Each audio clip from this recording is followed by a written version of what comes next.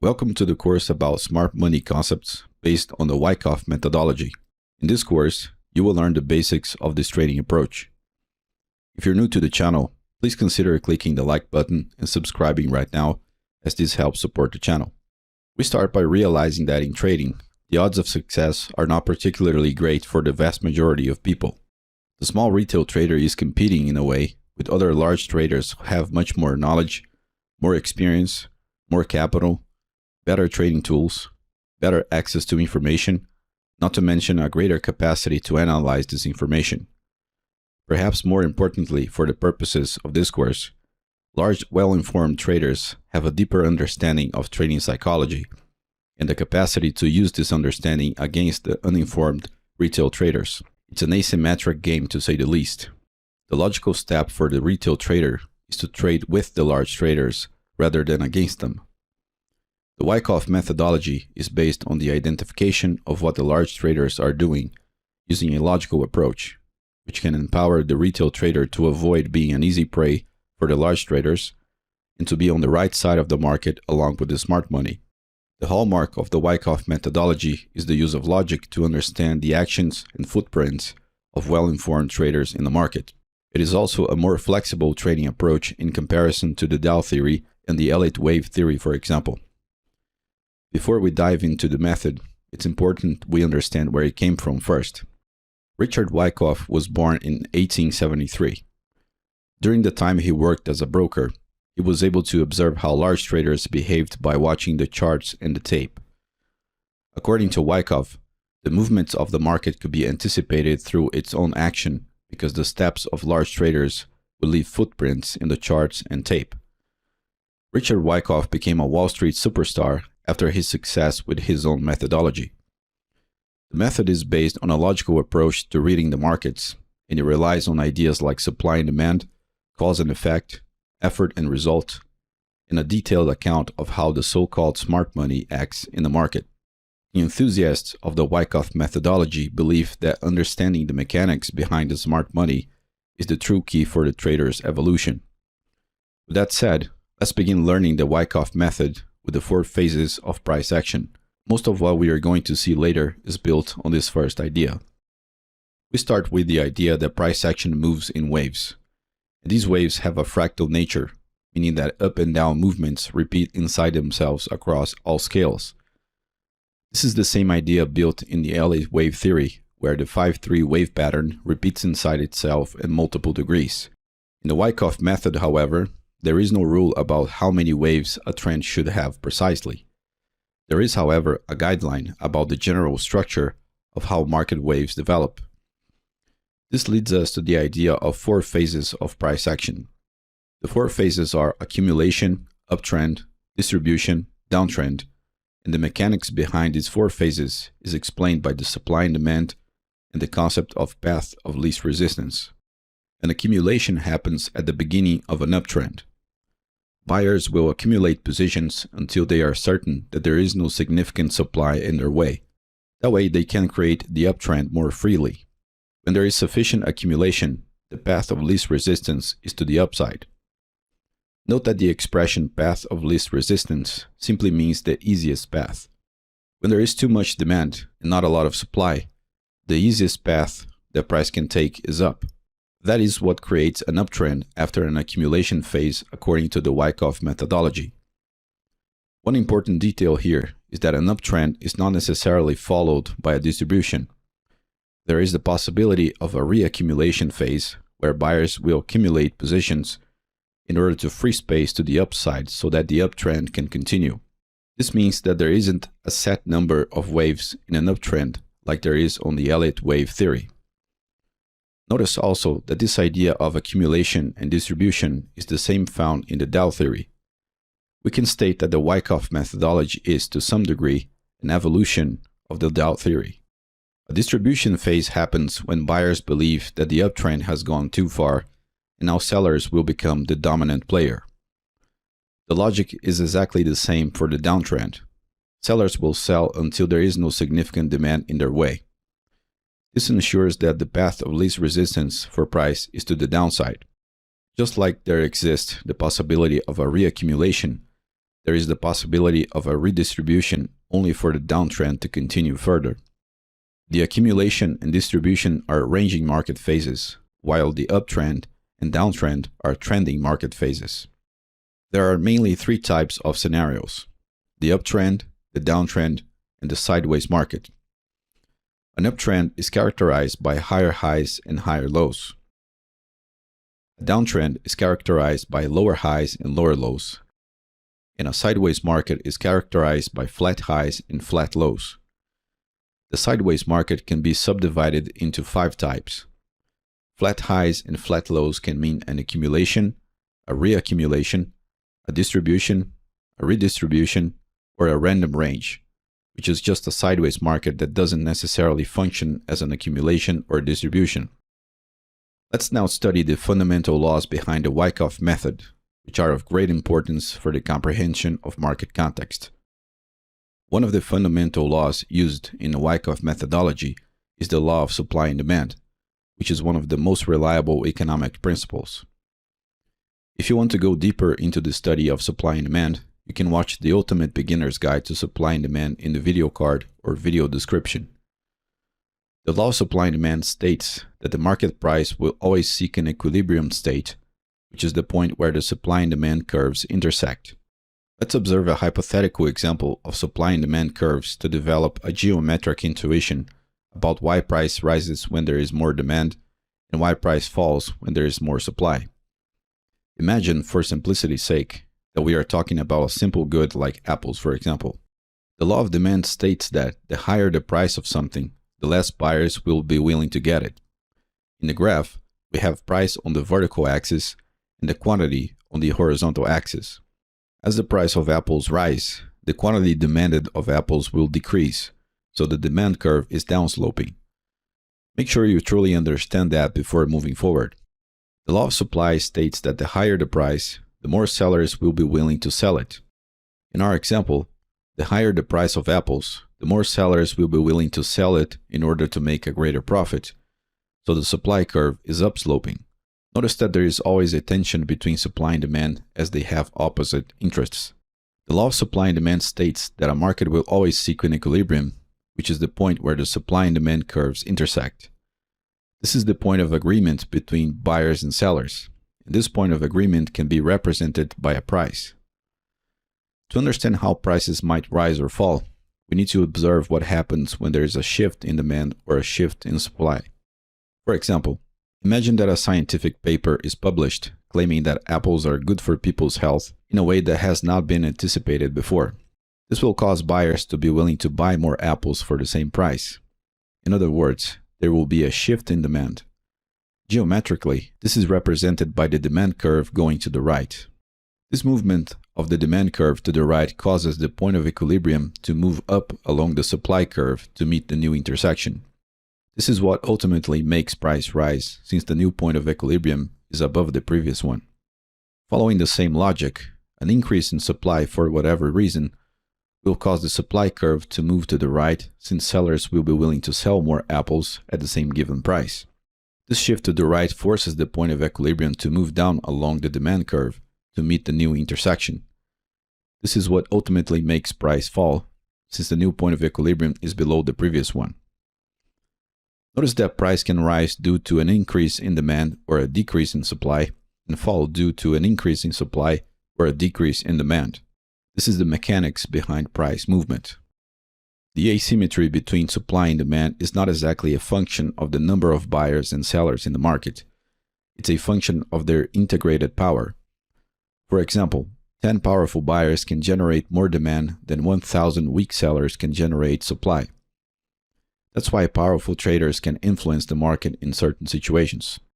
At this point, it's useful to differentiate between two different types of supply or demand. There are aggressive orders, which are basically market orders. They represent aggressive supply or demand. There are also passive orders, which are limit orders. They represent passive supply or demand. Aggressive supply or demand is what can, in fact, generate price movement. Passive supply or demand cannot generate price movements, but it can stop it or slow it down. So for price to move up, buyers have to display the initiative to buy at market. The limit orders from sellers can only slow down this process, but they cannot bring price down. In other words, if the aggressive demand is greater than the passive supply, the market will rise. For a price to move down, sellers have to display the initiative to sell at market. The limit orders from buyers can only slow down this process, but they cannot bring price up. Take a look at this table. This is called the order book. Here we can see the buy and sell orders at the different price levels. On the left, we have buy orders in the bid column, and on the right, we have the sell orders in the ask column. Right now, this hypothetical market is currently priced at $50. For price to move up to $51, buyers have to absorb all these sell orders at $50, which in this case is equal to $49. The same logic also works on the opposite direction. If sellers want to drive the market down, they need to absorb the demand on the way down. Notice that the higher the price, the larger the number of sell orders. This is logical because the higher the price, the more overbought the market will be, so the more selling pressure there will be. The same happens on the way down. The lower the price, the greater the perception of an oversold market, so the greater the buying pressure. By observing limit orders in the bid and ask columns of the order book, we can identify lack of interest. A lack of interest of buyers occurs when the number of orders in the bid column is generally smaller in multiple levels than the levels in the ask column. By the same token, a lack of interest of sellers occurs when the number of orders in the ask column is generally smaller in multiple levels than the levels in the bid column. It's important to realize that for every buy order, there must be a counterpart on the other side. The same is true for a sell order. For orders to be executed, buyers and sellers have to agree with the current price. Recall that the market can move up or down by an aggressive approach from buyers or sellers, but there is another scenario that is worth knowing called absorption, which is when one side of the market blocks another using limit orders. For example, for price to move up, buyers have to aggressively place market orders, and it can only go up if it consumes the available supply in each price level. Sellers can absorb the demand by placing limit orders to block the possibility of price going up. The opposite scenario, where buyers absorb supply to block a downward movement, is also possible, of course. For example, take a look at this scenario. From the $50 to $54 price level, there's a lack of selling interest, which would create a path of least resistance to the upside. However, on price levels 55 and 56, there's a large number of limit orders. If buyers want to drive the market up, they will have to consume this unusually large supply. This is one of the ways that large traders can act in the market. They can absorb supply or demand in strategic points. Notice that price levels with large number of orders inevitably create high volume and narrow range in the price chart.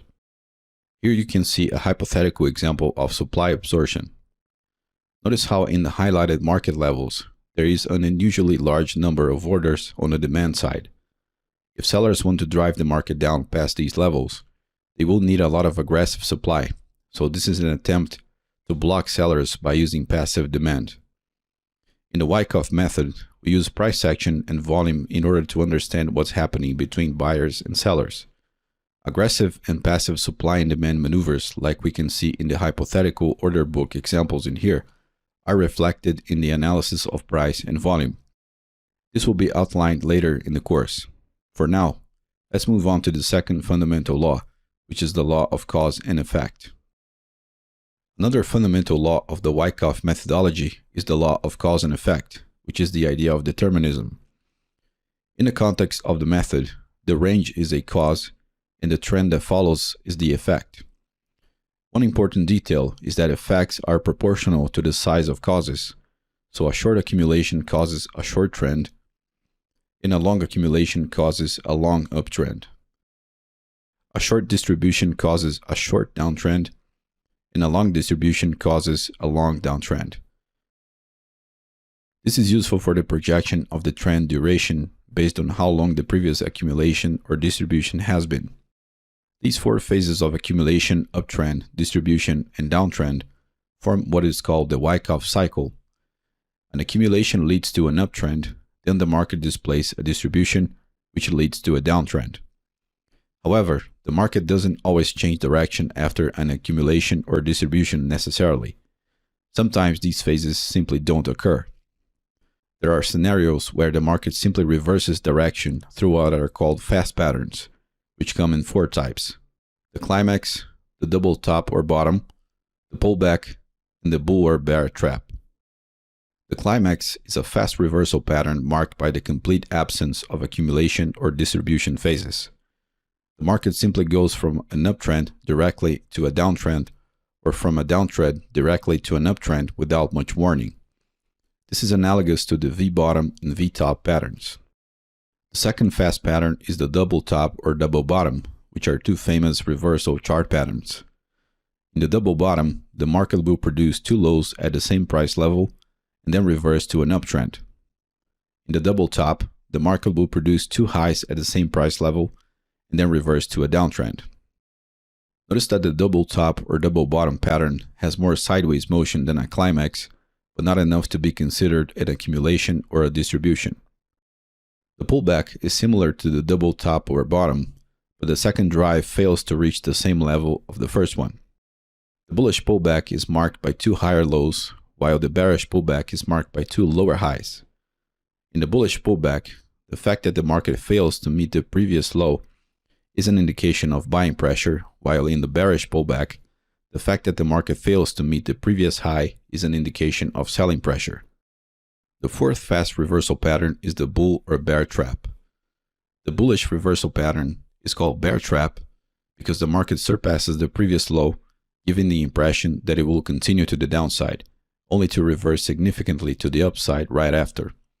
In other words, sellers are tricked into believing that the market will fall, hence the name bear trap. The bearish reversal pattern is called bull trap because the market surpasses the previous high, giving the impression that it will continue to the upside, only to reverse significantly to the downside right after. In other words, buyers are tricked into believing that the market will rise, hence the name bull trap. Let's now look at another fundamental law in the Wyckoff method, which is the law of effort and result. Similar to the idea that causes precede effects, the Wyckoff method also states that effort precedes results. In the context of the method, the term effort means volume and the term result means price action. The reason for this is that price action should reflect the corresponding volume action. This is known as the harmony or convergence of price and volume. There are times, however, when price action doesn't reflect volume, which is known as divergence. One of the keys of the Wyckoff method is that the action of large traders can be detected through volume. Effort and result have a proportional relationship in the same way that cause and effect does. We can look at effort and result, or volume and price, in a few different ways. The first is to observe the volume associated with each candlestick, which is also known as volume spread analysis or VSA. We can identify basically 2 types of candlesticks and 2 types of volume for simplicity's sake: the wide range and narrow range candlesticks, and the high volume and low volume bars. When there is convergence or harmony, high volume results in a wide range candle, and low volume results in a narrow range candle. Divergence occurs when high volume produces a narrow range candle, or when low volume produces a wide range candle. A wide range candle with low volume means that there is a lack of interest in one side of the market through the entire range of that candle. So it's easy for one of the sides of the market to absorb the other. A narrow range candle with high volume means that there might be an absorption going on. There's a high volume of orders being traded in a narrow price range. Let's observe these scenarios with illustrations so it becomes easier to understand. On the left, we have an example of harmony, meaning a wide range candle created with high volume. On the right, we have an example of divergence, meaning a wide range candle created with low volume. In this other illustration, we have a narrow range candle created with low volume, which is denominated as harmony, and on the right, we have a narrow range candle created with high volume, which is a divergence scenario. These are the 4 possible cases for when the market is rising. When the market is falling, price action is inverted, but the volume bars are equal. In this illustration, we can see the harmonic relationship between a wide range candle created with high volume and the divergent relationship between a wide range candle created with low volume. In this other image, we can see the harmonic relationship between a narrow range candle created with low volume and the divergent relationship between a narrow range candle created with high volume. The second way of analyzing effort and result is to observe what happens in the subsequent shift, which is the price movement after a given candlestick being analyzed. For example, a high volume, wide range bullish candlestick should lead to a rise in price in the subsequent candles. If price indeed goes up, there is harmony or convergence. If a high volume, wide range bullish candlestick leads to a fall in price, there is divergence. A high volume, wide range bearish candlestick should lead to a fall in price in the subsequent candles. That would be an example of harmony or convergence. If a high volume, wide range bearish candlestick leads to a rise in price, we have a case of divergence. In this illustration, we can see a high volume, wide range candle leading to a rise in prices, which represents a harmonic subsequent shift. On the right, we can see a high volume, wide range candle leading to a fall in price, which represents a divergent subsequent shift. In this other image, we can see the harmonic and divergent subsequent shifts for bearish high volume, wide range candles. The third way of analyzing effort and result is by looking at price movements relative to their function in the trend. A price movement in the direction of the trend should display an increase in volume, while a price movement against the trend should display a decrease in volume. When that happens, there is harmony. When a price movement in the direction of the trend displays a decrease in volume, and the price movement against the trend displays an increase in volume, there is divergence between effort and result.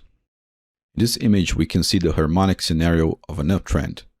The impulse movement increases in volume, and the corrective movement decreases in volume. Here we can see the divergent scenario for an uptrend. The impulse movement decreases in volume, and the corrective movement increases in volume. In this other illustration, we can see a harmonic scenario for a downtrend, meaning an increase in volume on the impulse movement and a decrease in volume on the corrective movement. And finally, the divergent scenario for a downtrend is to observe a decrease in volume on the impulse movement and an increase in volume on the corrective movement. The fourth and broader mode of analyzing effort and results is by comparing the non-adjacent price movements. As we just saw, impulse movements should have higher volume than corrective movements for harmony to take place. Otherwise, there is divergence. Beyond that, with each impulse movement, volume should generate progressively higher peaks. When it doesn't, it's a divergent scenario. For an uptrend, the harmonic scenario occurs when each new high produces a higher peak in volume, while the divergent scenario is marked by higher highs in price with lower highs in volume. For a downtrend, the harmonic scenario is marked by lower lows in price and higher peaks in volume. In the divergent scenario, the lower lows in price create lower peaks in volume. The fifth way of analyzing effort and result is by observing what happens when price is about to break a significant level of support and resistance, sloped line, or dynamic line like a moving average, for example.